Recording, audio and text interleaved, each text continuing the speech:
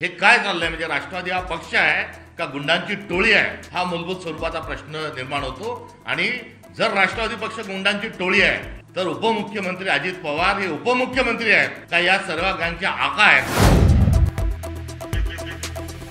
राजीव गांधींच्या देहाच्या चिथड्या उडल्या आणि त्यांचा जो मृत्यू आहे, तो बॉम्बस्फोट होता, तोही एक दहशतवाद होता।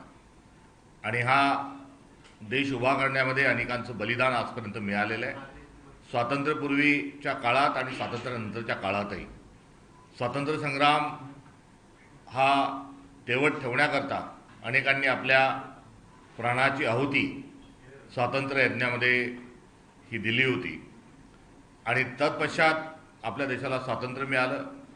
महात्मा गांधींचा जो खून होता हा भारतातला पहिला दहशतवादी हल्ला होता। तद्वतच नंतरच्या काळात दहशतवादाचे अनेक बळी झालेत। मुंबईत बॉम्बस्फोट असेल, इंदिरा गांधींचा मृत्यू असेल, राजीव गांधींचा मृत्यू असेल, हा दहशतवादी हमल्यात थेट पहलगामपर्यंत अनेकांना आपला प्राण जो आहे हा या देशाच्या एकता आणि अखंडतेच्या साठी आणि दहशतवादाच्या विरोधात हा प्राण हरपावायला लागला होता।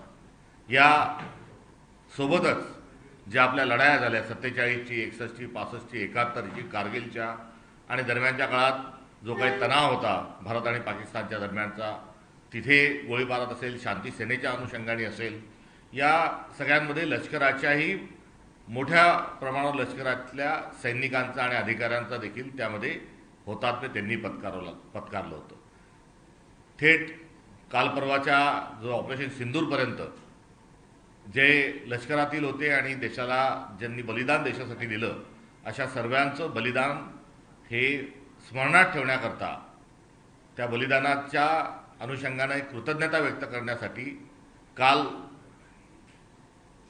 महाराष्ट्रभर जय हिंद, जरा याद करू कुर्बानी तिरंगा रॅलीचं आयोजन करण्यात आलं होतं। आणि मोठ्या प्रमाणावर काल अभिवादन करण्याच्या अनुषंगानं महाराष्ट्रभरात तिरंगा रॅली यशस्वीरित्या आयोजित झाली। आम्ही पुनश्च एकदा या सर्व हुतात्म्य पत्कारलेल्या, बलिदान दिलेल्या व्यक्तींना अभिवादन करतो। लष्करातील सर्व बलिदान झालेल्या अधिकाऱ्यांना, सैनिकांनाही अभिवादन करतो आणि यांचं बलिदान हे आम्ही स्मरणात ठेवू हे सांगत असताना पुनश्च एकदा ऑपरेशन सिंदूरचं अभिनंदन देखील या निमित्ताने आम्ही करतो। दुसरीकडे दुसरा जो जय जवान आणि जय किसान, दुसरीकडे जो किसान आहे हा आपल्या धुऱ्यावर, आपल्या बंधाऱ्यावर तिथे तोही जीवन मरणाची लढाई ही लढत आहे। आणि त्याच्याही प्रती आम्ही आमच्या संवेदना आणि त्याच्या एकंदरीत असणाऱ्या परिस्थितीच्या संदर्भात सरकारने डोळस दृष्टिकोनातून बघावं, कर्जमाफी त्यांना द्यावी। खरीप हंगाम पुढे आलेला आहे, कुठलंही नियोजन नाही आणि खतांचा तुटवडा असेल, बियाण्याचा काळा बाजार असेल, शेतमालाच्या भावाचा प्रश्न असेल, या संदर्भामध्ये सरकार चुप्पी साधून आहे। आणि या किसानाच्या ज्या समस्या आहेत त्या अनुषंगानं देखील कालच्या पूर्ण आमच्या जय हिंद रॅलीमध्ये जय जवान आणि जय किसानचा नारा दुमदुमला। आणि या दुसऱ्या घटकाच्या संदर्भात देखील आम्ही आमच्या ज्या मागण्या आहेत या मागण्या शासन स्तरावर आम्ही रेटल्या आहेत। नवे तर एक आंदोलनात्मक भूमिकाही घेतली असं म्हटल्यास चुकीचं ठरणार नाही। मी प्रदेशाध्यक्ष या नात्यानं अमरावती या ठिकाणच्या विशाल अशा पदयात्रेमध्ये काल ट्रॅक्टर रॅलीमध्ये, जय हिंद रॅलीमध्ये काल मी सहभागी झालो होतो। आज एकंदरीत महाराष्ट्राची सकाळी धुळे या ठिकाणी घडलेली जी समोर आलेली जी घटना आहे, ही महाराष्ट्राचं पॉवर स्ट्रक्चर जे आहे हे आपल्या सगळ्यांच्या समोर स्पष्ट स्वरूपात उभं करणारी ही बाब सर्वांच्या निदर्शनास आली आहे। महाराष्ट्रामध्ये एकंदरीत 4 पॉवर सेंटर ही भ्रष्टाचाराची आणि सत्तेची उन्माद काय असतो याची 4 स्तरीय जी रचना आहे ही आपल्या सगळ्यांच्या समोर आली आहे। पहिलं स्तर कोणचं तर मंत्रालय जे आहे, राज्य सरकार जे आहे, हे 3 लोक चालवतात। एक भाजप मुख्यमंत्री, दुसरं शिवसेना उपमुख्यमंत्री शिंदेसाहेब, तिसरं अजित पवार, दुसरे उपमुख्यमंत्री राष्ट्रवादी। हे 3 सत्ता ज्या आहेत एकत्रित करून जी महायुती झालेली आहे, हे गँग ऑफ ट्रिपल इंजिनच्या माध्यमातून सर्व सरकारी निर्णय, सर्व शासकीय निर्णय हे राज्य स्तरावर घेतला जात आहे। आणि तिथे फार मोठ्या प्रमाणावर हा भ्रष्टाचार होत आहे आणि सर्व निर्णय हे केंद्रित झालेले आहेत एक उपमुख्यमंत्री आणि दोन उपमुख्यमंत्र्यांजवळ. कुठल्याही कल्याणकारी योजना नाही, कुठलेही शेतकऱ्यांच्या फायद्याचे निर्णय नाहीत, बेरोजगारांना रोजगार उपलब्ध करून देणाऱ्या कोणत्याही योजना नाहीत. जे निवडणुकीत दिलेलं जे आश्वासन होतं या आश्वासनाचा यांना विसर पडलेला आहे.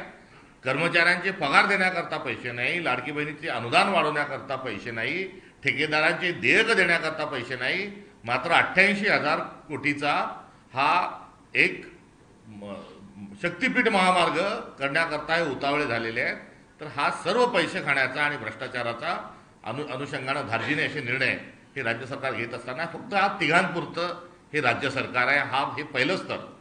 तर दुसरं स्तर मंत्री पातळीवर आहे आणि मंत्र्यांना मंत्री केल्यानंतर त्याच्या खात्याचे निर्णय घेण्याचा त्यांचा अधिकार नाही. म्हणून त्यांना जाऊन कुठेतरी जागीरदारी दिली आहे की तुम्ही जा आणि पालकमंत्री म्हणून तुमच्या जिल्ह्यामध्ये जो काही धुमाकूळ घालायचा आहे तो घाला. आणि दुसरं जे स्तर आहे मंत्र्यांचं, हे प्रत्येक जिल्हा स्तरावर पालकमंत्री स्वरूपामध्ये हे स्ट्रक्चर उभं राहिलेलं आहे. मग रेतीच्या घाटाचा लिलाव असो, रेतीची त्या ठिकाणी वाहतूक असो, डीपीटीसीचा पैसा विकल्या जाण्याच्या संदर्भात होत असणारे मोठे आरोप असो, त्या जिल्ह्यातून शोषण हे सुरू आहे. हा दुसरं सत्तेचं स्थळ, दुसरा भ्रष्टाचाराचं स्थळ हे पालकमंत्री मंत्री पातळीवर त्या ठिकाणी जिल्ह्यामध्ये कार्यरत आहे. तर तिसरं जे स्तर आहे की जे स्वतःला पॉवरफुल आमदार समजतात किंवा तुलनेने ते सिनियर आहेत, मात्र हे तिघांचं सरकार असल्यामुळे मंत्रिमंडळात स्थान भेटू शकत नाही, म्हणून यांना आता समित्यांचे प्रमुख नेमलेले आहे. आणि हे त्या समित्यात समित्यांचे प्रमुख म्हणून हे त्या जिल्ह्यात जाऊन तिथे छापेमारी हे करतात आणि या छापेमारीतून तिथे जाऊन ब्लॅकमेल करणं, लोकांवर कारवाई करत असल्यास सांगणं, सार्वभौम विधिमंडळाचे एक उपसमिती या नात्यानं गेल्यानंतर तिथे त्यांना कारवाई मोठ्या प्रमाणावर करता येते. तसे वैधानिक अधिकार त्यांच्याजवळ असल्यामुळे त्या अधिकारांचा गैरवापर करत असतानाची धाक दाखवून, दबक दाखवून तिसऱ्या स्तरावर काही वजनदार जे आमदार आहेत ते कार्यरत आहेत. आणि या वजनदार आमदार कार्यरत असल्याचा पुरावा हा धुळ्याच्या रेस्ट हाऊसच्या विश्रामगृहाच्या खोली नंबर 102 मध्ये जे गबाड सापडलेले सुमारे 2 कोटी रुपयांचा, हा पैसा एवढा आला कुठून? जर एक शासकीय कर्मचारी आहे ज्याच्या खोलीमध्ये एवढा मोठा पैसा सापडतो तर त्याच्यावर गुन्हे दाखल केले का? त्यांना पोलिसांनी ताब्यात घेतलं का? जे रेस्ट हाऊस दिलं होतं आणि जिथे एवढी रक्कम सापडली त्याच्या कार्यकाऱ्यांविरुद्धावर काय कारवाई केली? आणि तो कर्मचारी ज्यांचा पीए आहे आणि समितीच्या अंदाजपत्रक समितीच्या पार्श्वभूमीवर ज्या ठिकाणी गेला होता त्या अरविंद खोतकरांवरही गुन्हा दाखल केला का? हे सर्व प्रश्न जे आहेत हे कशा पद्धतीने सरकार काम करते, भ्रष्टाचार करते याचा हा नमुना आहे. त्यामुळे धुळ्या या ठिकाणी सापडलेले पैसे हे एका पीएच्या खोलीत जर 2 कोटी रुपये सापडतात तर 50 खोके एकदम ओके, हा जो दिला गेलेला नारा होता हा सत्य होता, हेही याचाही पुरावा यातून मिळतो. आणि खरा प्रश्न या ठिकाणी उपस्थित होतो की पीएच्या खोलीत एवढे पैसे सापडले, जर या सत्ताधारी आमदारांच्या घरी जर ईडीने किंवा पोलिसांनी छापे मारले तर यांच्या घरात किती पैसे निघतील? त्यामुळे साध्या पीएजवळ एवढे 2 कोटी रुपये आहेत, यांच्याजवळ शेकडो कोटी रुपये यांच्या घरात हे यांनी लपवून ठेवल्याची शक्यता ही नाकारता येत नाही. आणि या निमित्तानं हे सापडलेले पैसे हा भ्रष्टाचार कशा पद्धतीनं फडणवीस सरकार करत आहे याचा हा मोठा पुरावा सापडलेला आहे. तात्काळ सुरुवात फडणवीस स्वतः जर भ्रष्टाचारामध्ये त्यांचा सहभाग नसेल आणि ना खाऊंगा ना खाणे दूंगा हे मोदीजी साहेब जर खरंच सांगत असतील तर त्यांनी तात्काळ स्वरूपामध्ये या आमदारांवर आणि त्या एकंदरीत प्रकरणाची गंभीर दखल घ्यावी. नाही तो मैं भी खाऊंगा आप भी खाओ हे सरकारचं धोरण असल्याचं यातून आपसूक स्वरूपामध्ये स्पष्ट होईल. हे सत्तेचं तिसरं महाराष्ट्र सरकारचं तिसरं स्तर, तिसरं टायर झालं. आता चौथं टायर जे आहे, चौथं जे स्तर आहे ते म्हणजे सत्ताधारी आमदार. आणि सत्ताधारी आमदार त्यांच्या तालुक्यामध्ये त्यांनी हौदोस घातलेला आहे. तो शासकीय निधी विकण्यासंदर्भातले प्रकरणं असतील, त्या ठिकाणी नंबर 2चे जे धंदे अवैध व्यवसाय जे ते चालण्याचा विषय असेल, कुठून मोठ्या प्रमाणावर खंडणी करण्याचा प्रकार असेल, या चौथ्या स्तरावर आमदारांच्या स्तरावरही भ्रष्टाचार चालू आहे. त्यामुळे 4 स्तरावर फडणवीस सरकार हे भ्रष्ट आहेत आणि या 4 स्तरावरचा भ्रष्टाचार जो आहे या धुळ्याच्या प्रकरणातून समोर आलेला आहे. आणि हा येत असताना अंदाजपत्रक समितीच्या वैधानिक स्वरूपाच्या जर त्या ठिकाणी अध्यक्षांच्या पीएच्या खोलीमध्ये जर एवढे पैसे सापडतात तर याची थेट स्वरूपाची जी जबाबदारी आहे ही उपमुख्यमंत्री एकनाथ शिंदे साहेबांवर आहे. आणि एकनाथ शिंदे जे आहेत हे या टोळीचे प्रमुख आहेत का, या टोळीचे मुखी आहेत का, या भ्रष्टाचारी टोळीचे प्रमुख आहेत का, मुखी आहेत का, हा एक प्रश्न या निमित्ताने कुठेतरी उपस्थित होतो. तर दुसरीकडे सगळे जे गुन्हेगार आहेत हे राष्ट्रवादीच कसे, राष्ट्रवादीमध्ये ही गुन्हेगारांचा पक्ष हा असल्याचं हे पुण्याच्या हगवणे प्रकरणाच्या माध्यमातून पुन्हा एकदा सिद्ध झालं आहे. आधी काय ती पोर्शे कार होती, त्या कारने एक मध्यधुंद तरुण एका सामान्य नागरिकाच्या अंगावरून ती गाडी चालवतो आणि अशा व्यक्तीला वाचवण्याकरता राष्ट्रवादीचे आमदार रात्रभर त्या ठिकाणी जाऊन बसतात. त्यांच्या पदाची, त्यांच्या पक्षाची सगळी शक्ती जी आहे ती त्या कार चालकाला वाचवण्याकरता ते पणाला लावतात. हे प्रकरण आहे. कोयता गँगच्या माध्यमातून जे सापडलेले गुंड आहेत ते देखील राष्ट्रवादीच्या संबंधित आहे. कुठे अनाथ आश्रमच्या नावाखाली आश्रम चालवत असताना लेकी बाळींना विकण्याचा धंदा करणारा माणूस हा देखील राष्ट्रवादीच्याच अनुषंगानं त्याचं नाव समोर येत आहे. नांदेडमध्ये तर जो वर्ली मटक्याचा किंग आहे, वर्ली किंग जो आहे त्याला थेट पक्षामध्ये प्रवेश दिला जातोय. हे काय चाललंय? म्हणजे राष्ट्रवादी हा पक्ष आहे का गुंडांची टोळी आहे, हा मूलभूत स्वरूपाचा प्रश्न निर्माण होतो. आणि जर राष्ट्रवादी पक्ष गुंडांची टोळी आहे तर उपमुख्यमंत्री अजित पवार हे उपमुख्यमंत्री आहेत का या सर्व गँगच्या आका आहेत, हा प्रश्न या निमित्तानं महाराष्ट्राच्या समोर उभा येऊन टाकलाय. त्यामुळे सत्ता आणि सत्तेचं जे भ्रष्टाचार आहे आणि सत्तेचं जे गुंडागर्दीकरण जे चाललंय, जे टोळी आका या स्वरूपामध्ये जे शासन वागतंय याचा आम्ही तीव्र शब्दात निषेध करतो. आणि तात्काळ स्वरूपामध्ये राष्ट्रवादी पक्षातील सर्व जे गुन्हेगार आहेत या गुन्हेगारांना गृहमंत्री, मुख्यमंत्री देवेंद्र फडणवीस यांच्यावर काय कारवाई करणार का त्यांना मोकाट सोडणार, हा एक प्रश्न या निमित्ताने उपस्थित होतो. तर दुसरीकडे या जाऊन ज्या लुबाडणूक करणाऱ्या आणि खंडणी जमा करणाऱ्या गँगचे मुखिया म्हणून जे एकनाथ शिंदे साहेब आहेत हे आता त्यांच्या टीमला समजून सांगणार आहे का त्यांना देखील आता दुबईला जाऊन कुठेतरी स्थायिक होण्याचा सल्ला देणार आहे. हे सर्व प्रश्न आज महाराष्ट्राच्या जनतेच्या समोर हे आले पाहिजे आणि सरकारने यावर बोललं पाहिजे, ही आमची अपेक्षा आहे. सर, देवेंद्र फडणवीसांनी घोषणा केली आहे की धुळ्याचं जे कॅश कांड प्रकरण आहे त्याच्यामध्ये SIT स्थापन केली जाईल आणि एथिक्स कमिटी बनवून स्वतंत्र चौकशी करण्याचे निर्देश सूचना अध्यक्ष आणि सभापतींना सुद्धा केलेले आहेत. एवढं काफी एथिक्स गुंडाळून ठेवलेले आहे हे या निमित्ताने ते मान्य करत आहेत का, हा एक प्रश्न आहे. आणि आम्ही धुतल्या तांदळाचे आहोत असा टेंबा मिरवणाऱ्या फडणवीसांनी आता कुठेही चोपडे शब्द किंवा SIT किंवा चौकशी यासारखं न करता अहो तुम्ही कारवाई का करणार आहे? तुमच्याजवळ थम्पिंग मेजॉरिटी आहे, एवढ्या मोठ्या प्रमाणावर तुमच्याजवळ सत्ता महाराष्ट्रातल्या जनतेने सोपवलेली आहे.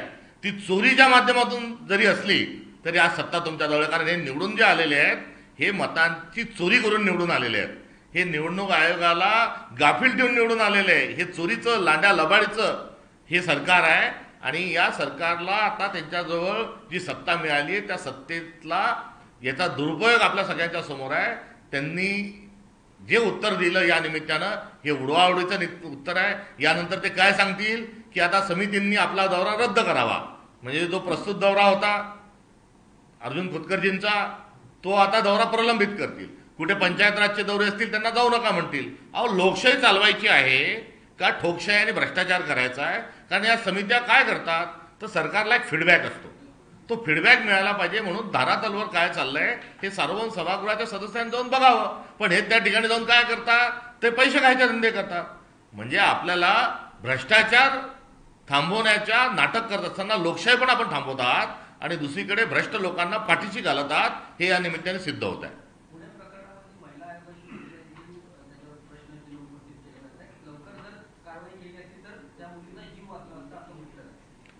एकंदरीत महिला आयोग जो आहे हा महिला आयोग फक्त राजकीय टेंबा मिरवण्याचं काम कुठेतरी करतोय. महिला आयोगाची या प्रकरणातली आणि यापूर्वीच्या सर्व प्रकरणातली भूमिका ही निंदनीय आहे. महिला आयोगाची जी सॅनिटी आहे, महिला आयोगाची जी संवेदन क्षमता, संवेदनशीलता त्यामध्ये असली पाहिजे, ही पूर्णतः गुंडाळून ठेवलेली आहे. आणि राजकीय सादरीकरण आणि राजकीय टेंबा मिरवीकरण हे दुर्दैवाने आज त्या ठिकाणी चालू आहे. त्यांच्या एकंदरीत या महिला आयोगाच्या कार्यपद्धतीचा आम्ही धिक्कार करतो. धुळ्याच्या इन्क्वायरीचा हे सरळ सरळ मॅटर आहे. यामध्ये इन्क्वायरी करण्याची गरजच नाही.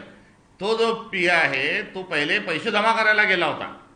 हे यातून आपसूक सत्य जे आहे ते आपल्या सगळ्यांच्या समोर येईल. हाताच्या कंगणाला आरसा कशाला? त्यामुळे हे तिथे कशाला गेले तर समिती येण्याच्या आधी तुमच्यावर कारवाई होऊ नये म्हणून पैसे जमा करायला गेले. त्यांनी पैसे जमा केले, तो मुद्देमाल सापडला. आता त्या समिती प्रमुखांवर आणि ज्यांनी पैसे जमा केले त्याच्यावर आणि त्या पैसे ज्या अधिकाऱ्यांनी दिले यांच्यावर गुन्हे दाखल करावे तात्काळ स्वरूपात. सर, वैष्णवी हगवणे प्रकरणामध्ये दीर आणि सासरा अजूनही फरार आहे. हे प्रकरण अत्यंत गंभीर मानले जाते. बाळाचे सुद्धा हाल केले, कसं पाहणे? ज्या पुणे शहरात सावित्रीबाई फुलेंचा जन्म झाला त्याच पुणे शहरामध्ये वैष्णवीची हत्या होते. हे पुरोगामी महाराष्ट्राला आपल्या सगळ्यांना एक चिंतन करायला लावणारी ही घटना आहे. पुणे शहरातून मुलींची पहिली शाळा काढली आणि मुलींची शाळा काढली म्हणून हा धर्म बुडवायला निघालेली आहे सावित्री आई फुले असं हिनवणारी जी मनोप्रवृत्ती होती ही दुर्दैवाने आजही आपल्या महाराष्ट्रात आणि पुण्यामध्ये जिवंत आढळून येते. आणि या प्रतिगामी प्रवृत्तीची पाठराखण करणारा आणि स्त्री पुरुषांच्या महिलांच्या सक्षमीकरणाकरता आणि स्त्री पुरुष समानतेकरता विरोध करणारा जो विचार होता हा भाजपचा विचार आहे. आणि या भाजपच्या विचाराच्या विरोधात महाराष्ट्रातली पुरोगामी चळवळी उभी राहिलेली आहे. आपण शाहू फुले आंबेडकरांचा महाराष्ट्र म्हणजे महिलांना समतेचं स्थान, बरोबरीचं स्थान देणारा महाराष्ट्र म्हणतो. महाराष्ट्राने भारतामध्ये सर्वात आधी महिलांचं धोरण राबवलं. पंचायत राजच्या माध्यमातून महिलांना आपण प्रतिनिधित्व करण्याचं आरक्षण दिलं. पुढे चालून नोकऱ्यांमध्ये महिलांचं आरक्षण दिलं. त्यामुळे जेव्हा पुरोगामी सरकार होते तेव्हा महिलांच्या समतेसाठी आणि त्यांना सक्षम करण्याकरता धोरणं राबवल्या गेली. मात्र भाजप जे आहे हे भाजप प्रतिगामी आहे. महिलाच्या समानतेचा हा विषय त्यांना मान्य नाही. कारण त्यांची ज्या ग्रंथावर श्रद्धा आहे त्या ग्रंथातल्या श्रद्धेमध्ये महिलेला हे अत्यंत खालचं स्थान हे त्यांनी दर्शवलेलं आहे. आणि आज भाजप जी आहे ही बंच ऑफ थॉट नावाच्याही पुस्तकामध्ये या प्रतिगामित्वाला त्यांनी मान्यता दिलेली आणि महिलांच्या सक्षमीकरणाचा मुद्दा त्यांनी बाद ठरवून त्या ठिकाणी स्त्री पुरुषांचा भेद दर्शवलेला आहे. आणि अशा विचारांचं सरकार आज महाराष्ट्रामध्ये राज्य करत आहे. आणि ते राज्य करत असण्याचा तो बळी आहे का हा देखील एक चिंतनाचा विषय आहे. मात्र सावित्रीबाई फुले या ज्या प्रवृत्तीच्या विरोधात लढल्या त्या प्रवृत्तीच्या विरोधात आज तुम्हाला आपल्याला सगळ्यांना लढण्याची आवश्यकता आहे. हा वैष्णवींच्या रूपाने आणि एकंदरीत घटनेचं प्रारूप स्वरूप हे आपल्याला दर्शवतं की ही मानसिकतेचा हा विषय आहे आणि बुरसटलेली मानसिकता आणि स्वतः हिंदूमधून टेंबा मिळत असताना महिलांना बाजूला ठेवून दुय्यम स्थान देण्यामागचे जे परिणाम आहे त्याची ही परिणिती कुठेतरी आहे. हा श्रीमंतांचा आणि गरिबांचा प्रश्न नाही तर हा मानसिकतेचा प्रश्न आहे. आणि सावित्रीबाई फुलेंचा संघर्ष ज्या गावात झाला त्याच गावामध्येच वैष्णवीची अशा प्रकारे हत्या होणं हे दुर्दैवी आहे. सर, हिंदी में दूल्हे कैश कांड मामले में जानना चाहेंगे.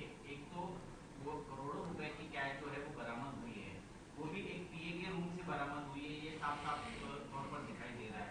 बावजूद इसके एसआईटी का गठन किया जाता है और इसकी जांच के आदेश दिए जाते हैं. आपकी क्या मानना है? ये खुला मामला है. इसमें जांच की और एसआईटी की कोई गुंजाइश नहीं है. क्योंकि जो सरकारी रेस्ट हाउस है उस सरकारी रेस्ट हाउस में सरकारी कर्मचारी जो एक समिति प्रमुख का पी है उनके कमरे पे बुक किए हुए कमरे में ही इतना बड़ा पैसा मिलता है. तो इसमें कोई एसआईटी की गुंजाइश नहीं. ये पैसा किसने दिया, क्यों दिया और किसको जाने वाला था, ये तीनों सवाल जो है वो जाहिर है. तो उस कर्मचारी पर और उनके जो समिति प्रमुख है उन पर तात्काल स्वरूप में उनको हिरासत में लिया जाए, उन पर केस चलाया जाए और पैसे जो देने वाले लोग थे उन पर भी मुकदमा दर्ज किया जाए. लेकिन गृह राज्य मंत्री योगेश कदम तो कह रहे हैं कि किसी के पास वो पैसा नहीं मिला है और वहां पर गेस्ट हाउस में जो रूम होती है वो किसी लोक प्रतिनिधि की नहीं होती है. तो जांच पूरी होने तक रुकना चाहिए, जल्दबाजी हो रही है. ये वही कदम है कि जिन्होंने पुणे के जो बस स्टैंड है उस बस स्टैंड में जाकर वो महिला जो है, पीड़ित जो महिला है वो चिल्लाती तो उस पर बलात्कार नहीं होता ये कहने वाले भी स्वारगेट मामले के यही मंत्री है. इनको बेबुनियाद और हास्यास्पद बयान करने की आदत है. पुणे की घटना पर क्या कहेंगे? जिस तरह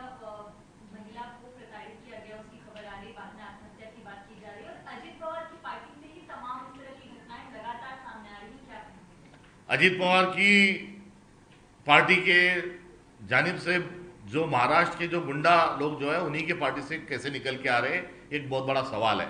भीड़ से उन्हीं के पार्टी के जो लोग थे, वही हत्या के मामले में, संतोष देशमुख की हत्या के मामले में उनका ही नाम सामने आया। उसके बाद पुणे में भी जो है कोयता गैंग जो है, उसी में उन्हीं की पार्टी के लोगों का नाम था। इतना ही नहीं तो वहां पर जो अनाथ आश्रम के नाम पर एक गोरख धंधा जो चल रहा था महिलाओं के शोषण का, वो भी उन्हीं के पार्टी से किसी जो नेता था उन्हीं का नाम उसमें था।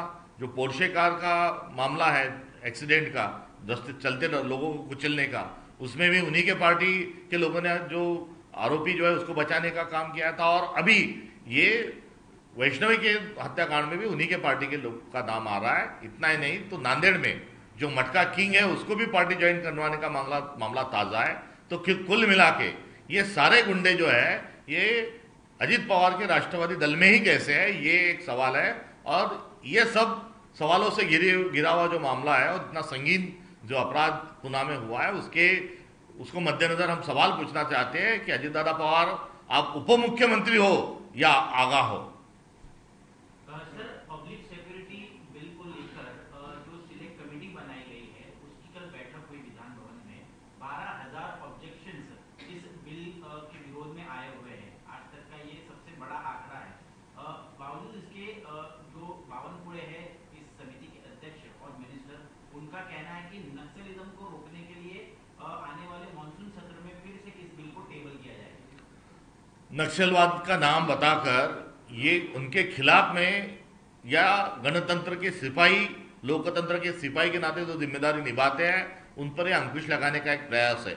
जैसे ईडी के माध्यम से उन्होंने बहुत सारे विपक्ष के नेताओं को उन्होंने घेरने का प्रयास किया, उसी प्रकार से अभी समीक्षकों को, साहित्यिकों को और सोशल एक्टिविस्ट लोगों को और राजनीतिक लोगों को आवाज, जनता की आवाज और संविधान की आवाज उठाने से रोकने के लिए वो ये बिल लेके आ रहे हैं। इसकी मंशा जाहिर है कि ये गणतंत्र के खिलाफ इनका सारा मोटस ऑपरेंडी है और वो किसी प्रकार से भी वो सच बात सुनना नहीं चाहते, केवल खुद का महिमा मंडल करने में ही वो खुश है और उसके लिए बिल लेके आ रहे हैं।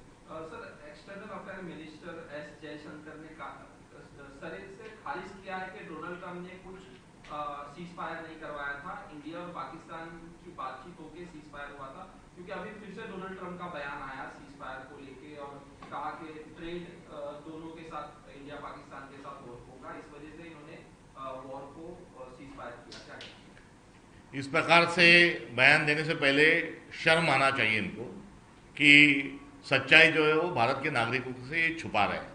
और शर्म आना चाहिए, मैं इसलिए भी कह रहा हूँ कि आए दिन डोनाल्ड ट्रंप जो है वो भारत के खिलाफ में या सीज फायर को लेके वो बयानबाजी उनकी चल रही है।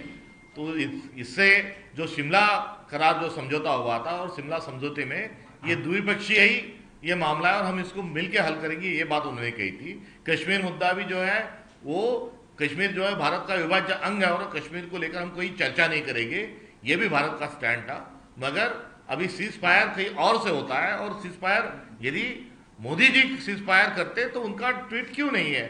वो तो भाई और बहनों, आज रात के 8 बजे के बाद वाले जो भाषण है उनके तो बड़ा सुनने का भारत को सौभाग्य मिला है। अब उसी प्रकार से कोई वो तात्काल स्वरूप में प्रेस करके सीज फायर की जानकारी देते तो हम समझ सकते थे, मगर 7 समुंदर पार सीज फायर की घोषणा होती है और उसमें जो अल्फाज जो थे, जो शब्द का चयन डोनाल्ड ट्रंप ने किया, ये भारत की जो अस्मिता है उसके खिलाफ में दिया गया उनका ये बयान है। इसलिए जो सीज फायर और सारी लड़ाई को लेकर जो सवाल खड़े हैं, कोई कितने विमान हमारे गिरे, इसको लेकर जग में आज भारत की जो छवि है वो अंतर्राष्ट्रीय स्तर पर इसकी चर्चा हो रही है। तो ये सारे सवालों के जवाब जो है वो देना चाहिए। और अभी सभी सांसदों को जो बाहर भेज रहे हैं तो वो उसमें भी शिमला समझौता का कोई भंग नहीं होना चाहिए, इसका भी ध्यान रखना चाहिए। नहीं तो आप विश्व में जाके जो क्या किन चीज़ों का डिंडोरा पीट रहे हो, ये ऐसा बैकफायर हम पे नहीं होना चाहिए, इसका भी पूरा ध्यान रखना चाहिए। मगर ये सारा जो है ये कठपुतली नचाने का काम ये डोनाल्ड ट्रंप कर रहा है। ये जो आरोप हो रहा है उससे भारत सरकार को एक कड़ी भूमिका लेकर उसका खंडन करना चाहिए। भारत सरकार देश में से बार-बार बता रही कि उनका कोई रोल नहीं था, इसमें बायलैटरल ही चर्चा हुई है। और यदि उनका सलमान खुर्शीद का एक बयान आया था, अभी के घुसने का प्रयास कर रहे हैं और क्रेडिट लेने का प्रयास कर रहे हैं। सीज फायर की घोषणा यदि मोदी जी करते या दोनों के राष्ट्र के प्रधान करते तो ये सवाल खड़े नहीं होते। ये इसकी घोषणा जो है ये भारत में नहीं हुई, पाकिस्तान में नहीं हुई, अन्य किसी प्लेटफॉर्म पर नहीं हुई। यह कहाँ से हुआ और ट्वीट कहाँ से हुआ और वो वीडियो जो है ये सब जानते हैं। तो हमारे जयशंकर जी बता दें कि वीडियो फर्जी है, वो वीडियो जो है वो सच नहीं है, वो झूठ है, जो ट्वीट है वो ट्वीट झूठ है, ये वो बताया। और उनका जो बयान था कि हमने पहले ही पाकिस्तान को आगाह करके दिया था, उसका मतलब क्या है। तो ये तमाम जो सवाल है ये सवाल सरकार से है और सरकार ने इसका जवाब देना चाहिए, मगर हर बार की तरह मुद्दे को घुमाना, डाइवर्ट करना, इस प्रकार से नीति जो है वो बदकिस्मती से भाजपा अपनाते हुए दिख रही है। मुख्यमंत्री देवेंद्र फडणवीस ने कहा कि कांग्रेस को ये नहीं पता है कि कौन सा ड्रोन है, खेती के लिए कौन सा ड्रोन लगता है और जो हमला करने के लिए कौन सा ड्रोन लगता है। ये बेवकूफ लोग हैं, इनको कुछ समझाने की जरूरत नहीं है। इस तरह से बयान आया देवेंद्र फडणवीस। देवेंद्र फडणवीस जी का कहने का मतलब यह है कि वही सारे ज्ञानी हैं, भाजपा के पास ही सारे ज्ञान का भंडार है और राष्ट्रीय स्वयंसेवक संघ ही जो है वो सर्वज्ञ है, बाकी दुनिया में किसी के पास किसी चीज की जानकारी नहीं है। उनका अहंकार है, ये उनका अहंकार उनको मुबारक हो। मगर मनमोहन सिंह जैसे जो अर्थतज्ञ लोग हो गए या बड़े बड़े जो साइंटिस्ट हो गए, ये तो किसी दल के नहीं थे, पार्टी के नहीं थे, कुछ पार्टी के भी विपक्ष के भी लोग थे, मगर ये ज्ञान जो है उन पर हमारा ही हक है, अधिकार है, ये उनकी बातों से झलकता है, जिसके खिलाफ शाहू फुले अम्बेडकर का संघर्ष लगातार जारी रहा था। नहीं, जिस तरह से खड़गे जी का बयान आया था और वडेट्टीवार जी का बयान, इन बयानों को लेकर राहुल गांधी की जो पाकिस्तान में वीडियो रिलीज हो रहे हैं उसको लेकर बीजेपी पोस्टर रिलीज कर रही है और राहुल गांधी को पोस्टर बॉय बता रही है पाकिस्तान का, और आपके नेताओं को कह रही है कि ये पाकिस्तान की भाषा बोल रहे हैं। बीजेपी का आरोप है कि राहुल गांधी पाकिस्तान में रोजाना जो हेडलाइन जो सच जो है वो बोलने की हिम्मत सरकार ने दिखाना चाहिए। राहुल जी का कोई पोस्टर कोई नहीं आ रहा है, वो सरकार के साथ है। सिंदूर जो मामला है, ऑपरेशन सिंदूर का, वो पूरी तरीके से उसके पक्ष में है और उसके जीत के लिए उन्होंने शुभकामनाएं भी दी। इतना ही नहीं तो राहुल गांधी के दिशा निर्देश पर ही और कांग्रेस के अध्यक्ष मल्लिकार्जुन खड़गे की सूचना पर पूरे देश में कांग्रेस पार्टी तिरंगा लहराते हुए तिरंगा रैली का आयोजन कर रही है। ये बीजेपी खुद अपने आप में बहुत सारे सवालों से घिरी हुई है और वो घिरी हुए रहते हुए वो विपक्ष को ही निशाना साध रही, ये बिल्कुल बात समझ से परे है। Thank you. साहेब, पुण्यातील हगवणे प्रकरणामध्ये आता जी माहिती येते त्यानुसार मोठ्या सून आहेत त्यांनी पण आरोप केलाय की त्यांना पण मारहाण केली जायची आणि महिला आयोगाकडे तक्रार केलेली, त्याची दखल घेतली गेली नाही। जर त्याच वेळी ऍक्शन घेतली असती तर कदाचित वैष्णवीचा जीव वाचला असता। एकंदरीत प्रकरणातच राष्ट्रवादी पक्षात एवढे गुंड एकत्रित कसे जमा झाले हाच मूलभूत प्रश्न त्याला समर्थन देणारा हा आरोप आहे। आणि या आरोपामध्ये महिला आयोगाच्या अध्यक्षा या महिला आयोगाच्या अध्यक्षा म्हणून राहतात आहेत का राष्ट्रवादी पक्षाच्या पदाधिकारी म्हणून राहतात आहेत का उपमुख्यमंत्री अजित पवारांच्या जवळच्या लोकांना हात लागला नाही पाहिजे संरक्षण देण्याकरता त्या उभ्या आहेत, हे सगळे प्रश्न या निमित्ताने उपस्थित होतात। आणि पुन्हा एकदा या सर्व घटना या अजितदादांकडे उंगली निर्देशाचा असा आहे की ते उपमुख्यमंत्री आहेत का आका आहेत, हाच प्रश्न या आरोपाच्या माध्यमातून पुन्हा एकदा अधोरेखित होतो।